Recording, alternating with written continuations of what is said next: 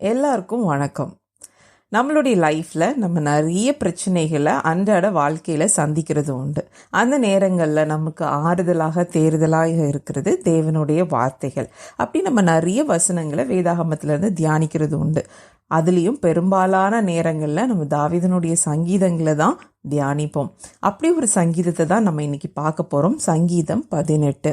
சங்கீதம் 18 எந்த சூழ்நிலையில் தாவீது பாடுறாரு அப்படின்னா, தாவீத ஆண்டவர் அவருடைய பகைஞருடைய கைக்கும் சவுலனுடைய கைக்கும் தப்புவித்து பாதுகாக்கிற நாளில் இந்த சங்கீதத்தை பாடுறாரு. அந்த சங்கீதத்தில் ஒரு வார்த்தை, அழகான வார்த்தையை தாவீது சொல்கிறாரு.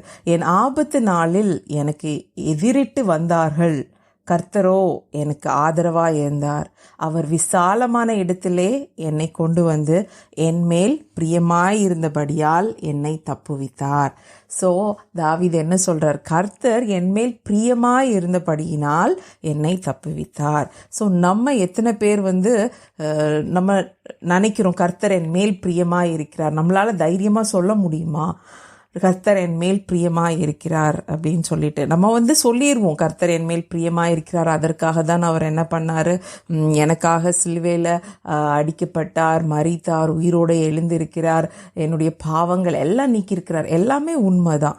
ஆனால் நம்ம எந்த நிச்சயத்தோடு சொல்லுகிறோம் கர்த்தர் என் மேல் பிரியமாக இருந்தபடியினால் என்னை தப்புவித்தார் அப்படின்னு சொல்லிட்டு? கர்த்தர் நம்ம மேலே பிரியமாக இருக்கணும் அப்படின்னா நம்ம என்ன செய்யணும் அப்படின்னு சொல்லிட்டு பார்க்கணும். இதுக்கு தாவீது இன்னொரு வசனத்தில் சொல்றாரு, தமக்கு பயந்து தமது கிருபைக்கு காத்திருக்கிறவர்கள் மேல் கர்த்தர் பிரியமாயிருக்கிறார். யார் மேல் கர்த்தர் பிரியமாயிருக்கிறார்? தமக்கு பயந்து, கர்த்தருக்கு பயந்து அவர் கிருபைக்கு காத்திருக்கிறவர்கள் மேல் கர்த்தர் பிரியமாயிருக்கிறார். இது சங்கீதம் 147:11 இருக்குது. ஸோ கர்த்தருக்கு நம்ம பயந்து இருக்கும்போது அவர் நம்ம மேலே பிரியமாக இருக்கிறார். கர்த்தருக்கு பயப்படுறதுனா என்ன அப்படின்னு நமக்கு உடனே தோணும் இல்லையா? ஸோ அதுக்கும் அழகான ஒரு வசனத்தை தாவீதனுடைய மகனாகிய சாலோமன் நீதிமொழிகளில் கொடுத்துருக்கிறார். நீதிமொழிகள் 8:13. தீமையை வெறுப்பதே கர்த்தருக்கு பயப்படும் பயம். நம்ம தீமையை வெறுக்கிறோமா? ஆண்டவருக்கு பிடிக்காத காரியங்களை நம்ம லைஃப்பில் செய்கிறோமா செய்ய மாட்டேங்கிறோமா எல்லாம் யோசிச்சு பார்க்கணும்.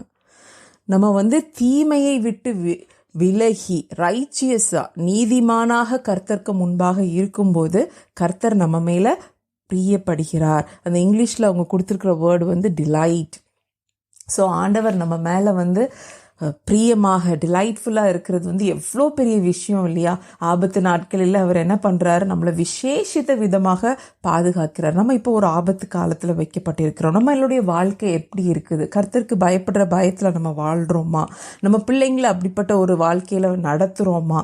அப்படிங்கிறத நம்ம சிந்தித்து பார்க்கணும். ஸோ நம்ம கர்த்தருக்கு பயந்து தீமையை விட்டு விலகும்போது கர்த்தருடைய கரம் நம்மளோடு கூட இருக்கும். எப்படி தாவீத எல்லா பொல்லாப்புக்கும், எல்லா தீமைக்கும், எல்லா பகைஞருடைய கைக்கும், சவுலனுடைய கைக்கும் ஆண்டவர் நீங்களாக்கி ரட்சித்தாரோ, அதே போல நம்மளுடைய வாழ்க்கையிலும் அவருடைய கரம் இருக்கும். ஆமேன்.